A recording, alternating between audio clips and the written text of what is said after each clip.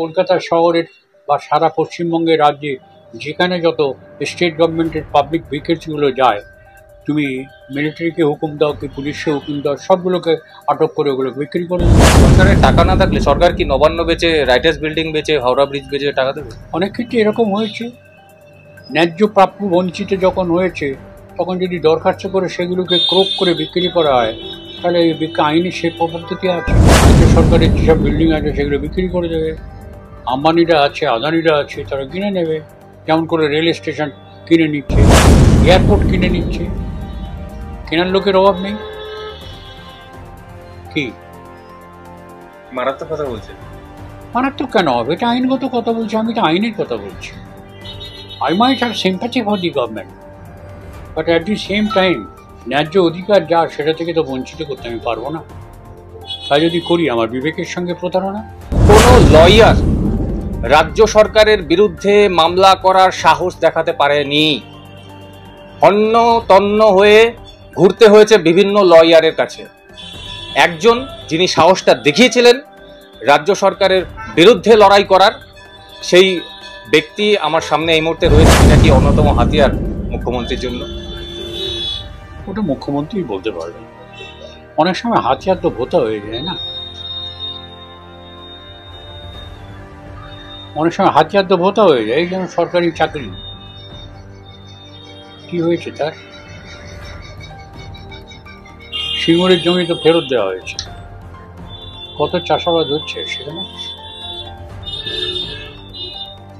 আমাদের বিশ্ব বিস্তৃত খেলোয়াড় সেই বাবুকে স্টিল ফ্যাক্টরি করার জন্য জমিতে দেওয়া হয়েছিল, কতগুলো স্টিল ফ্যাক্টরি হলো সেখানে।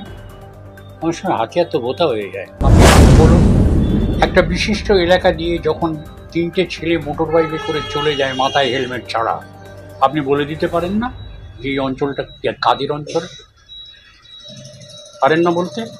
স্যার, একটা সময় আপনি মামলা নিয়েছিলেন, সরকারের বিরুদ্ধে দাঁড়িয়ে মামলা গ্রহণ করেছিলেন, কিন্তু আপনি মামলাটা একেবারে শেষ মুহূর্তে ছেড়ে দিয়েছিলেন কেন? আপনার উপর কোনো প্রেশার ছিল না সরকারের? আমার কোনো প্রেশার ছিল না। I care a fig for any pressure. আমি ইন্দিরা গান্ধীর মুখে বলেছিলাম যে তুমি বামফ্রন্টকে সমর্থন করছো, বামফ্রন্টের লোকেরা কংগ্রেসকে খুন করছে, অতএব তোমার দলে আমি থাকছি না, আমি চলে যাবো। I care a fig for that. আমি জওয়াহরলাল নেহরুর মামা টিএন কল, আমি তাকে ইউনাইটেড নেশনসে বলেছিলাম যে সাউথ আফ্রিকার বিরুদ্ধে আমার যে বক্তব্য আমি বলবো, ওকে এই ইউনাইটেড নেশনসের সিস্টেম থেকে বের করে দেওয়া উচিত। তার কারণ সাউথ আফ্রিকা সে এখনো পর্যন্ত বর্ণবিদ্বেষী নীতি মেনে চলে, অথচ এই সাউথ আফ্রিকাতে ভারতবর্ষের গান্ধী বর্ণবিদ্বেষী নীতির বিরুদ্ধে লড়াই করতে গিয়ে মার খেয়েছে।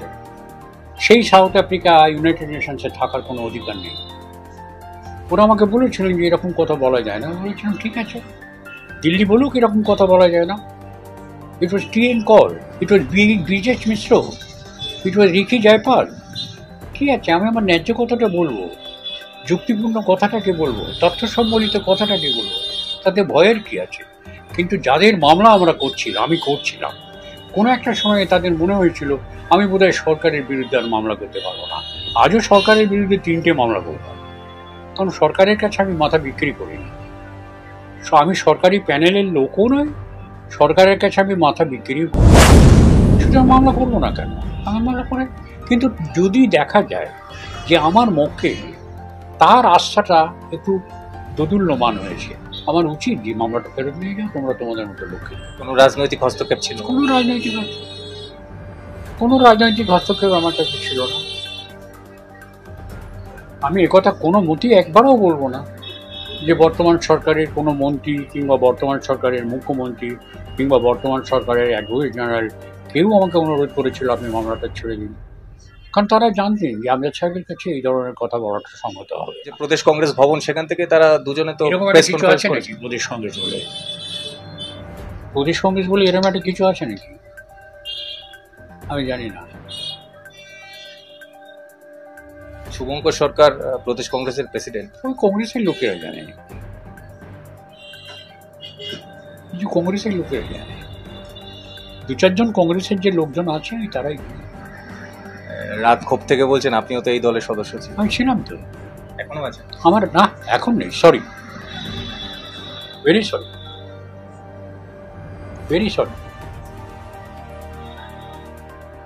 আজকের রাজনীতিতে আমি সম্পূর্ণরূপে একটা বলতে পারেন একটা অবান্তর ব্যক্তি। আজকের রাজনীতিতে আমি বিশ্বাসও করি না, এবং আজকের রাজনৈতিক জগতে যারা আছেন তাদের থেকে শতহস্তে দূরে থাকাটাই হচ্ছে আমার কর্তব্য।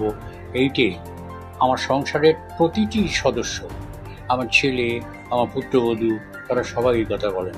কেন জানেন? আমার দুই ছেলে তারা স্বয়ংসম্পূর্ণ, আমার দুই পুত্রবধূ তারা কিন্তু আমার ধর্ম থেকে আসেননি। শুধু আমি কি বলতে চাইছি বুঝুন, আনফর্চুনেটলি আমার নাম হচ্ছে নামের শেষে আলী। স্টেট গভর্নমেন্টের এমপ্লয়িজদের যে ডিএ সরকারিভাবে প্রাপ্য সেটাই সরকার দিচ্ছে না। পূর্ববর্তী সরকার মানে বামফ্রন্টের সরকার, সেই আমল থেকে তাদের সেটা দেওয়া হচ্ছে না। এর বিরুদ্ধে একটা মামলা করতে চাই। আমি এই মুঠাবিদিটা করেছি, আপনি দেখে একটা মামলা করুন। আমি বলেছিলাম যে হাইকোর্টে অনেক লয়ার আছে, অন্য লয়ার আছে, তাদের কাছে কেন যাচ্ছে না? কোনো লয়ার সেটাকে করতে চাই না। আইনজ্ঞ হিসেবে আমি মামলা করব আইন নিয়ে। সুতরাং তার সেই মোসাবিদা করার ড্রাফটে রদবদল করে আমি প্রথম মামলা করেছিলাম স্টেট অ্যাডমিনিস্ট্রেশন ট্রাইব্যুনাল। ওখানকার তখন চেয়ারম্যান ছিলেন জাস্টিস অমিত তালুকদার। সেই অমিত তালুকদার আমার কথা এক বাক্য শুনে আমার মামলা খারিজ করে দেয়। তার বিরুদ্ধে কলকাতা হাইকোর্টে আমি আপিল করি। আপিল করার পর আপিল আদালত তখন নির্দেশ দেয় রিমান্ড করে যে এই মামলার এই পয়েন্টের উপর তোমরা শুনানি করো। সেই মামলার শুনানি যে আপনার এতে স্টেট অ্যাডমিনিস্ট্রেটিভ ট্রাইব্যুনালে করা হয়। স্টেট অ্যাডমিনিস্ট্রেটিভ ট্রাইব্যুনালে সেই মামলার শুনানি চলার পর সেই মামলায় আমরা জয়লাভ করি। তখন ছিল ওখানকার জাস্টিস R.K. বাগ, তিনি ছিলেন chairman of state administrative tribunal. সেই রায়ের বিরুদ্ধে রাজ্য সরকার কলকাতা হাইকোর্টে আপিল করে। কলকাতা হাইকোর্টের অ্যাপিলে আবার আমি দাঁড়িয়ে সে মামলা জিতি। তারপর আবার সেই জীবনটা জেতার পরেতে সেই মামলার পুনর্বিবেচনার জন্য আবার একটা দরখাস্ত করি। আবার সেই মামলা হাইকোর্টে আসে। এইভাবে high court, state tribunal, high court, state tribunal, বারবার এই যেতে যেতে যেতে যেতে শেষ পর্যন্ত এই মামলার রায় হয় ডিএ, যেটা সরকার বলছিল, রাজ্য সরকারের মাননীয় মুখ্যমন্ত্রী তিনি যেটা বলছিলেন ডিএ হচ্ছে দয়ার দান। আমার বক্তব্য ছিল ডিএ দয়ার দান নয়, ডিএ হচ্ছে statutory right. Revision of pay and allowances rules of 2009 সেইটা অনুসারে এটা সরকারকে দিতে বাধ্য। এই বাধ্যতামূলক দায়িত্বটা সরকার আইন করে গ্রহণ করেছেন, এবং সেটা কেন্দ্রীয় সরকারি কর্মচারীরা যে হারে এই মহার্ঘ ভাতা পায় সেই হারে সেটাকে দিতে হবে, এটা স্বীকৃতি। সুতরাং এটা দিতে বাধ্য। অন্তর্বর্তীকালীন নির্দেশে যখন 25% বকেয়া দিয়ে, এই বকেয়াটা শুরু হয়েছিল বামফ্রন্টের আমলে। বামফ্রন্ট 4টে কিস্তি দিয়ে দেননি, তারা বলেছিল কিস্তিতে দেব। কর্মচারীদের দাবি ছিল কিস্তি আমরা নেব না, আমাদের প্রতিবারে সবগুলো উঠিয়ে দিতে হবে। বামফ্রন্টের মুখ্যমন্ত্রীর সঙ্গে তৃণমূলের মুখ্যমন্ত্রীর তফাৎটা কোথায় ডিএর ব্যাপারে? বামফ্রন্ট ডিএকে অস্বীকার করেনি, যেটা আইনগত প্রাপ্য, কিন্তু পশ্চিমবাংলায় তৃণমূল সরকারের মুখ্যমন্ত্রী তিনি বলেছিলেন ডিএ হচ্ছে দয়ার দান, ইচ্ছে করলে দেব, না ইচ্ছে করলে দেব না। আর রাজ্য সরকারের কর্মচারীদের এই কুকুরের মতো ঘেউ ঘেউ করাটা আমি বরদাস্ত করতে পারি না। কিন্তু কুকুরের মতো ঘেউ ঘেউ করার এই যে তাদের দাবিটা, দুর্ভাগ্যক্রমে ভারতবর্ষের মহামান্য সুপ্রিম কোর্ট মেনে নিয়েছেন। এখন কি করবেন সেটা রাজ্য সরকারকেই ঠিক করতে হবে। রাজ্য সরকারি কর্মচারী তাদের কেন্দ্রীয় সরকারি হারে ডিএ কেন দিতে হবে? অভিষেক মনু সিংভি এই 25% ডিএ দেওয়াতেই বলছে রাজ্য সরকারের কোমর ভেঙে যাবে। রাজ্য সরকারের যদি টাকা না থাকে কোথা থেকে দিয়ে দেবে? অভিষেক মনু সিংভি তো বলেছে এটা সাংবিধানিক অধিকার। আমি জানি না এটা সাংবিধানিক অধিকার কবে থেকে হলো। কিন্তু revision of pay and allowances rules কেউ কেউ দাবি করছেন যেটা নাকি মমতা ব্যানার্জি সরকারই অস্বীকার করেছে। আমি বলবো এই দাবিটা ঠিক নয়। বামফ্রন্টের আমল থেকেই এই বকেয়া দেহকে চলে এসেছে। স্যার, একটা কনফিউশন তৈরি হয়েছে, সেটা এই একমাত্র রাজ্য সরকারি কর্মচারী যারা আছেন তারাই এই ডিএটা পাবেন, এই 25% যে দেওয়ার নির্দেশ দেওয়া হয়েছে। শিক্ষাকর্মী বা পৌরসভার কর্মী অন্যান্য যারা রয়েছেন তারা কি পাবেন? যে আজকের মামলা, এই মামলার টার্মস অফ রেফারেন্সের মধ্যে শুধু সরকারি কর্মচারীরা ছিল, শিক্ষায়তনের কর্মচারীরা ছিল না। হাইকোর্টের কর্মচারীরা ছিল না। যেমন হাইকোর্টের কর্মচারীদের জন্য আলাদা দিয়ে, সেটার জন্য আলাদা মামলা হয়েছে, সেটার জন্য আলাদা সুপ্রিম কোর্ট জাজমেন্টও দিয়েছে, সেটা আলাদা হয়েছে। সুতরাং এখানে এটা রাজ্য সরকারের কর্মচারী যারা, তাদের ক্ষেত্রে সেটা প্রযোজ্য হবে। মূল যে মানুষটার জন্য, যার কাছে ওদের কৃতজ্ঞতা স্বীকার করা উচিত ছিল, সেই মানুষটা আজকের এই পৃথিবীতে নেই। সেই লোকটি হচ্ছে রমেন পান্ডে, পশ্চিমবঙ্গ রাজ্য শাখার আইএনটিইউসির প্রেসিডেন্ট। সেই মামলার মোসাবিদা করে মামলা শুরু করেছিল, এবং তখন এই মলয়বাবু ওর দলে ছিলেন, যদিও শ্যামলবাবু তিনি সিপিআইয়ের লোক। সুতরাং মলয়বাবুর উচিত ছিল যে ওই যে রমেন পান্ডে, তার সেই আত্মার প্রতি শ্রদ্ধাটা প্রথম জানানো উচিত ছিল। নমস্কার, বিবিধ নিউজে আমি অমিত রয়েছি আপনাদের সঙ্গে। দেখুন, সুপ্রিম কোর্টের নির্দেশে 6 সপ্তাহের মধ্যে 25% বকেয়া দিয়ে দিতে হবে রাজ্য সরকারকে, এই অন্তর্বর্তী নির্দেশ দেওয়া হয়েছে। রাজ্য সরকারি কর্মচারীদের জন্য এটা যথেষ্ট বড় জয়, এ বিষয়ে কোনো সন্দেহ নেই।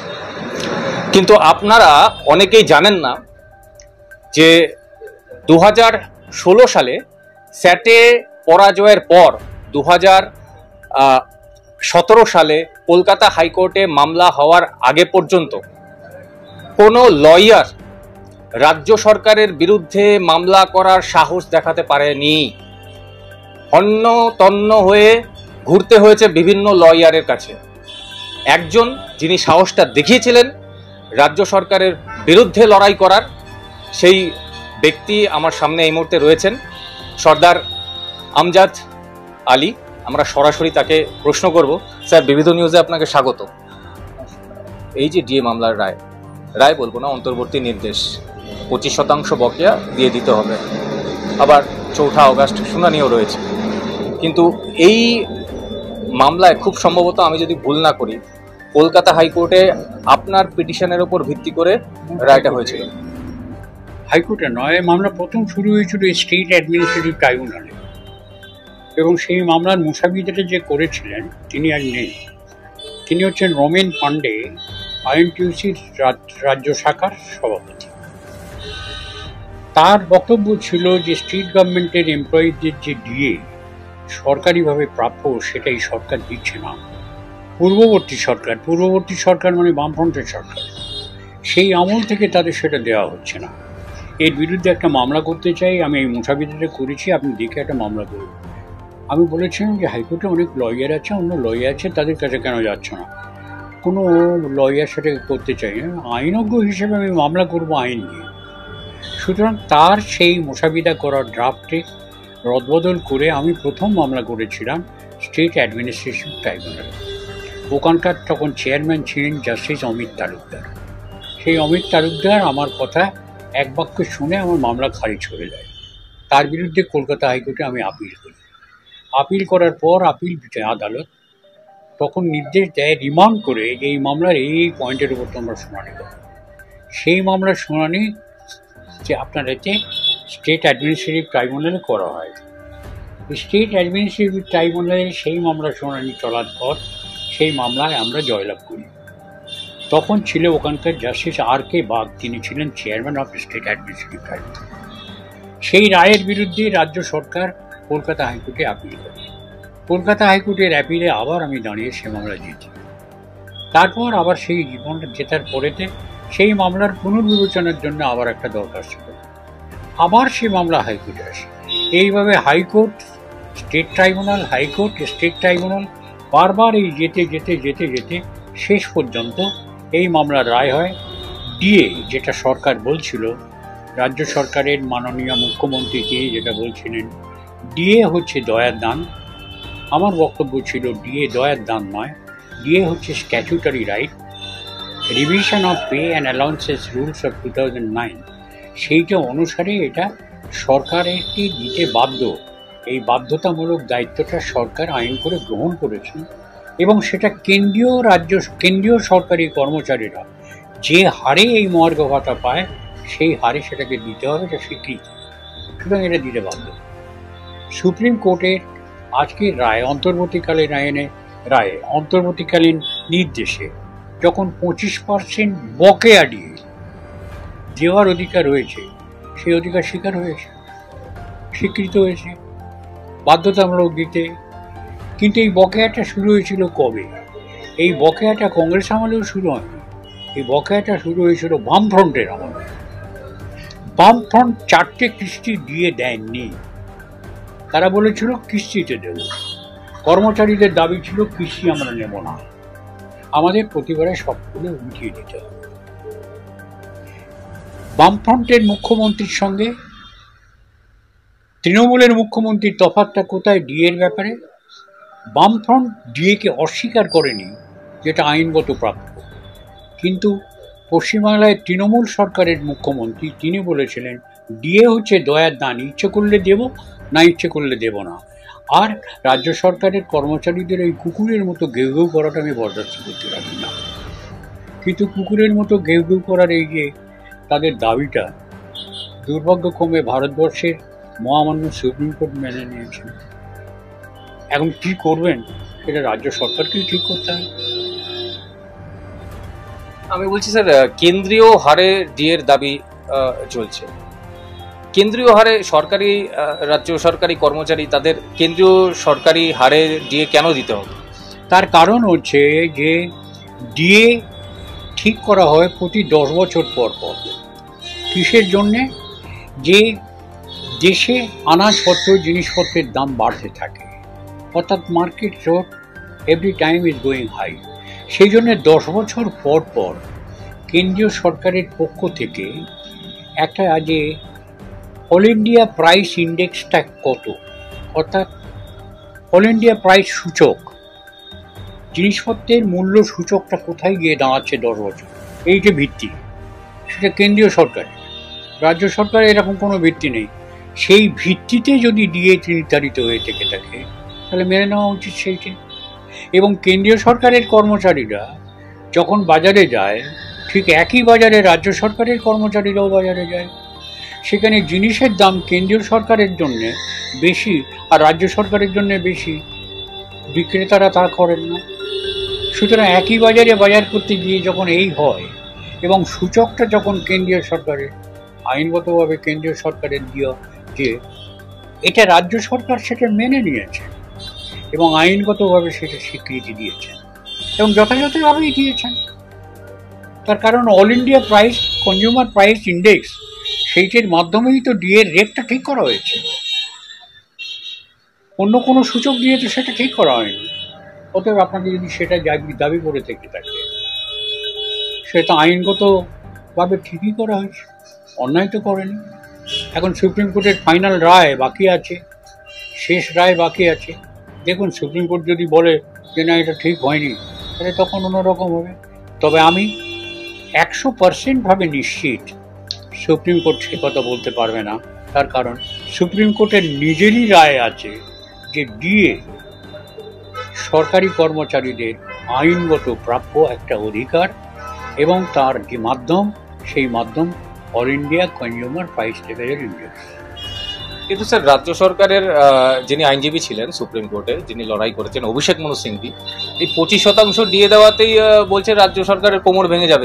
রাজ্য সরকারের যদি টাকা না থাকে কোথা থেকে দিয়ে দেবে? সেটা সরকারের বিচার, সেটা সুপ্রিম কোর্টের বিচার করার কথা না। আর অভিষেক মনু সিংভি তো বলেছে এটা সাংবিধানিক অধিকার। আমি জানি না এটা সাংবিধানিক অধিকার কবে থেকে হলো। কিন্তু revision of pay and allowances rules, সেখানে এই কথাটাকে বলা হয়েছে, which is promulgated by the state government, signed by the governor of the state। আর তার যদি টাকা না থাকে, সে দায়িত্ব তো সুপ্রিম কোর্টের নয়। তিনি তো বিশ্ব ব্যাংকের কাছে ঋণ নিতে যাবেন না সুপ্রিম কোর্ট, সেটা সরকারকেই নিতে হবে। সরকারের দেয় যেটা আইনগত কর্তব্য, সেটাকে পালন করার দায়িত্ব তো সরকারকেই নিতে হবে। সরকারের টাকা না থাকলে সরকার কি নবান্ন বেচে, রাইটার্স বিল্ডিং বেচে, হাওড়া ব্রিজ বেচে টাকা দেবে? অনেক ক্ষেত্রে এরকম হয়েছে। ন্যায্য প্রাপ্য বঞ্চিত যখন হয়েছে, তখন যদি দরখাস্ত করে সেগুলোকে ক্রোপ করে বিক্রি করা হয়, তাহলে আইনে সে পদ্ধতি আছে। আমি যদি ওদের হয়ে ওকালতি করতে যাই, ওদের যদি টাকা না থাকে, আমি সুপ্রিম কোর্টের কাছে কথা বলতে পারি যে কলকাতা শহরের বা সারা পশ্চিমবঙ্গের রাজ্যে যেখানে যত স্টেট গভর্নমেন্টের পাবলিক ভেহিকেলসগুলো যায়, তুমি মিলিটারিকে হুকুম দাও কি পুলিশকে হুকুম দাও, সবগুলোকে আটক করে ওগুলো বিক্রি করে দেবে। রাজ্য সরকারের যেসব বিল্ডিং আছে সেগুলো বিক্রি করে দেবে। আম্বানিরা আছে, আদানিরা আছে, তারা কিনে নেবে, যেমন করে রেল স্টেশন কিনে নিচ্ছে, কি যেমন করে কি বলে আপনার এরোপ্লেন এয়ারপোর্ট কিনে নিচ্ছে। কেনার লোকের অভাব নেই। কি মারাত্মক কথা বলছেন। মারাত্মক কেন হবে? এটা আইনগত কথা বলছি, আমি তো আইনের কথা বলছি। I might have sympathy for the government, but at the same time ন্যায্য অধিকার যা সেটা থেকে তো বঞ্চিত করতে আমি পারবো না। তাই যদি করি আমার বিবেকের সঙ্গে প্রতারণা। কি সভ্য সমাজে আমার মুখ দেখানোর কোনো অধিকার নেই। এবং সরকারের যদি ক্ষমতা না থাকে, সরকার অন্যান্য জায়গায় করে লেটাস স্ক্রুটিনাইজ দেয় যে সেগুলো কীভাবে হচ্ছে। মুখ্যমন্ত্রী বলছেন যে আইনতভাবে যা জবাব দেওয়ার দেওয়া হবে। এতদিন ধরে আইনতই তো জবাব দিয়েছেন। সুপ্রিম কোর্টের এই এতদিন অন্তর্বর্তী ধরে নির্দেশের উপর কি কোনো মুখ্যমন্ত্রী কোনো কিছু করার কোনো ক্ষমতা আছে? হ্যাঁ, এতদিন ধরে তো আইনত জবাবগুলোই দিয়েছে, কিন্তু এতদিন ধরে বেআইনি জবাবগুলো দিয়ে এসেছিলেন। তা এখন যদি এই শিরে সংক্রান্তি হওয়ার পর আইনত জবাব দেন, দিন, সুপ্রিম কোর্ট তো বিচার করবে সেটা। কর্মচারীরা তো সুপ্রিম কোর্টের উপর নির্ভর করিয়ে করছে। তবে কেউ কেউ দাবি করছেন যে এটা নাকি মমতা ব্যানার্জি সরকারই অস্বীকার করেছে। আমি বলবো এই দাবিটা ঠিক নয়। বামফ্রন্টের আমল থেকেই এই বকেয়া যেভাবে চলে এসেছে। রাজ্য সরকারি কর্মচারীদের একটা অংশ তারা মুখ্যমন্ত্রীর পাশে আছেন। সরকারের পক্ষ থেকে বারবার এই বিষয়টা হাইলাইট করার চেষ্টা করা হচ্ছে। এটা কি অন্যতম হাতিয়ার মুখ্যমন্ত্রীর জন্য? ওটা মুখ্যমন্ত্রী বলতে পারবেন। অনেক সময় হাতিয়ার তো ভোতা হয়ে যায় না, অনেক সময় হাতিয়ার তো ভোতা হয়ে যায়। এই যেমন সরকারি চাকরি, কি হয়েছে তার? সিঙ্গুরের জমি তো ফেরত দেওয়া হয়েছে, কত চাষাবাদ হচ্ছে সেখানে। আমাদের বিশ্ব বিস্তৃত খেলোয়াড়